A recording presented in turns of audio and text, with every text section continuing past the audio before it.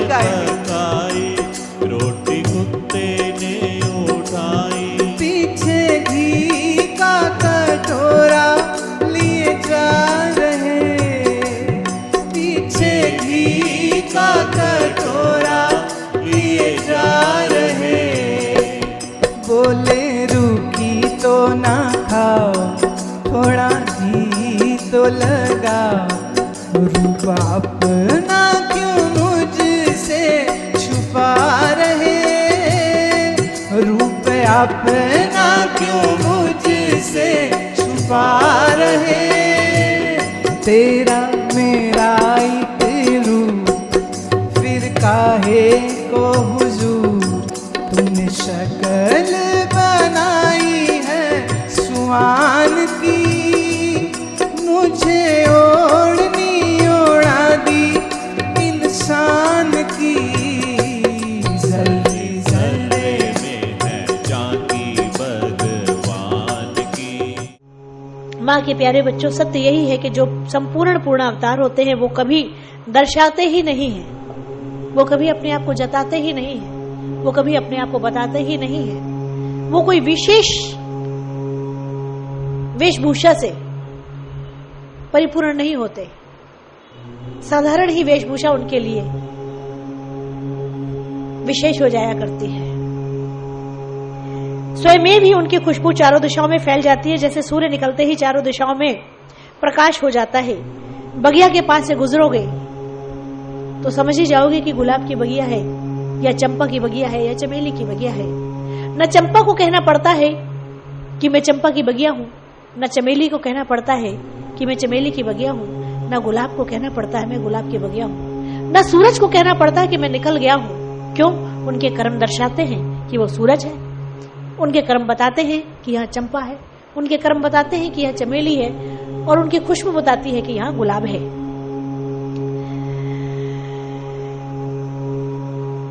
आपने सुना होगा, अधजल गगरी छलकत जाए, अर्थात आधा अधूरा ज्ञान जिनके पास होता है वही प्रदर्शन करते हैं, तरह तरह की वेशभूषा, तरह तरह के आकर्षण क्रिया का सहारा लेते हैं। उससे दूसरों के अहित के साथ साथ वो अपना भी अहित कर बैठते हैं। दूसरे को जो गुमराह करता है वो स्वयं गुमराह हो जाया करता है। उससे दूसरों के अहित के साथ अपना हित करते हैं, अपने जीवन के बहुमूल्य लक्ष्य से खुद वंचित हो जाते हैं। जहां भी आप चलोगे कंकड़ पत्थर रोड़े आपको मिलते ही रहेंगे। कितने कंकड़ पत्थर रोड़े आप चुन चुन कर हटाओगे और कब तक? अच्छा ही है कि आप अपने पैरों में जूता पहन ले, अर्थात किस किस को और कब तक, कितना समझाएंगे और किसे समझाएंगे, किसे समझाएंगे और कितना समझाएंगे। जो समझना ही नहीं चाहते, जो संवरना ही नहीं चाहते, जिनको जीवन के बहुमूल्य लक्ष्य से कोई लेना देना ही नहीं है। कहना एक अलग बात है, करना दूसरी बात है। कहने और करने में जब रहनी कहनी एक हो जाए, जब कहना सुनना करना एक हो जाए, तब बात बनती है। कहीं कुछ करे कुछ, मजा नहीं आता। जो पशुओं की तरह जीना चाहते हैं, खाया पिया पहना सोया, बस इतना ही, जिनके लिए यही सब कुछ है। भैंस के आगे बीन बजाओ, भैंस खड़ी पोगराए। आपने कहावत सुनी होगी, जो ऐसों को समझाने से अच्छा है अपने आप को समझा लो, खुद सवरो, आप चंगा तो जग चंगा। आप अपने आप को टटोलो, अपने अंतःकरण में झांको, अपने अंदर के खुद भेद खोलो, और जो अच्छा लगे अभ्यास करो, जो खराब लगे दोबारा ना करो। इस अभ्यास के साथ साथ शांत होते जाओ, मौन होते जाओ, मुख से कम शब्दों का प्रयोग करो। जो हो सके तो सिर्फ हाँ या ना तक सीमित हो जाओ। साथ ही साथ अपने मन का निरीक्षण करो, मन के भावों को, विचारों को सिर्फ गहरी नजर से देखो, सिर्फ देखो भर। प्रतिक्रिया कुछ नहीं, कुछ भी नहीं, शांत, बिल्कुल शांत, पूर्ण शांत, शांत में भी शांत, गहरी अनुभूति, गहरा एहसास, मौन से भी मौन। ये मौन, गहरा एहसास, ये परमानंद के रस की प्राप्ति प्रारंभ हो जाएगी। मौन, मौन और मौन, शांत, शांत और शांत, इतना शांत कि हाँ और ना में बोलना प्रारंभ हो जाए। व्यर्थ की वार्तालाप बंद होती जाए, मौन में आ जाए, शांत में आ जाए। शांति ही परम पूजा है, परम मौनता ही परम पूजा है। परम मौनता भी मन से, अंतःकरण से। शब्दों का मौन होना बड़ी बात है, लेकिन अंतःकरण से मौन होना तपस्या है, परम पूजा है, परम धाम का मिलना है। निर्विचारिता की महिमा ही परमात्मा से मिलन कराने की ताकत रखती है।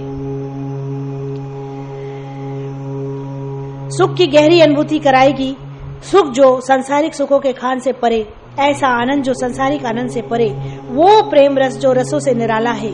फिर आप और फिर आत्मा परमात्मा और परमात्मा आत्मा सब एक रस हो जाएगा। जब आप शांत में भी शांत हो गए तो ये आत्मा परमात्मा से मिलन करेगी। जब आप बिल्कुल शांत हो जाओगे तो आपकी आत्मा परमात्मा से जुड़ने लगेगी। फिर आपको कुछ और करने की दरकार कहाँ रहेगी। जरूरी है कि आपका मन शांत हो जाए, जरूरी है कि आप परम मौन हो जाओ। बहुत कुछ करने से अच्छा है कुछ ना करना। बहुत क्रियाक्रम, बहुत कर्म कांड करने से अच्छा है कुछ ना करना।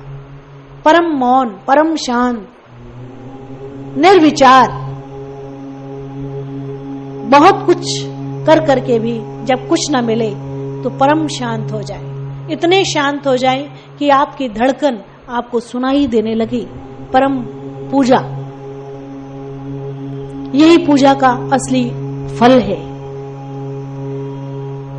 जिसने परम मौनता को धारण किया, जिसने निर्विचारिता की महिमा को समझा, उसने ही परमपिता परमात्मा की प्राप्ति की।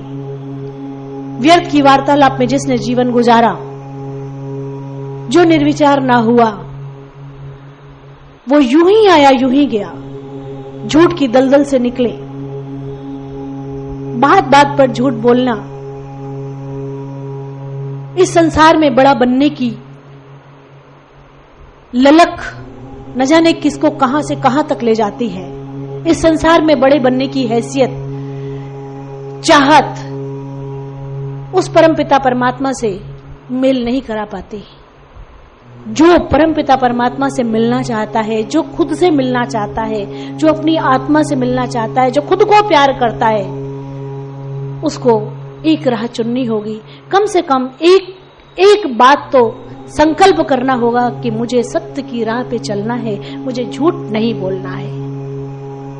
पैसा कमाने के लिए बात बात पर झूठ बोलना, बात बात पर झूठ बोलना, इसको तज दो, इसको त्याग दो। तुम्हें क्या लगता है कि अगर इसको त्याग देंगे तो मेरा अनिष्ट हो जाएगा? नहीं, कभी नहीं होगा। ध्यान रखना कि सत्य की हमेशा जीत होती है। अभी तुम्हें लगता है अनिष्ट हो जाएगा, लेकिन अंत में विजय तुम्हारी ही होगी। तुम एक संकल्प करो कि मैं झूठ नहीं बोलूंगा, जो कहूंगा सच कहूंगा। तुम्हें लगता होगा कि राजा हरिश्चंद्र ने सत्य की राह पे चल के क्या पाया। आज उस हरिश्चंद्र को तुम याद कर रहे हो, बात बात पर उसका नाम लेते हो। जहां सत्य की बात आती वहां हरिश्चंद्र का नाम पहले आ जाता है। उसने सत्य के लिए क्या नहीं कर डाला। एक सत्य के संकल्प के लिए सारा जीवन उसने गवा दिया, और आज उसी हरिश्चंद्र को तुम बात बात पर याद कर रहे हो। क्यों? किस लिए?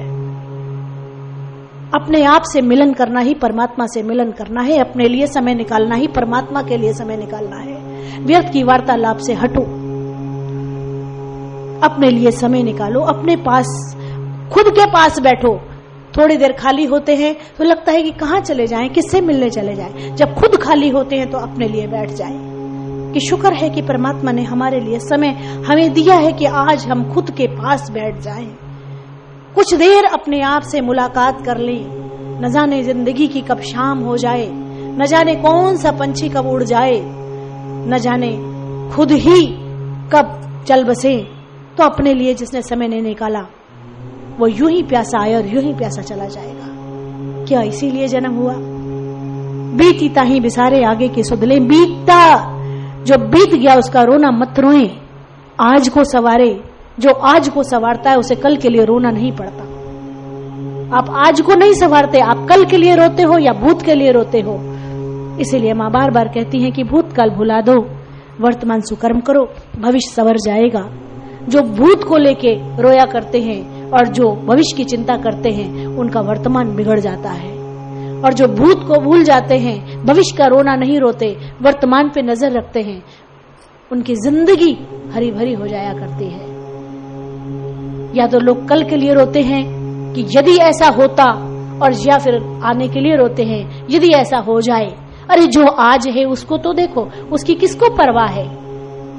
आज की परवाह कोई नहीं करता, और जिसने आज की परवाह की है वो कल कभी नहीं रोया है। उसकी जिंदगी हरी भरी हो जाती है।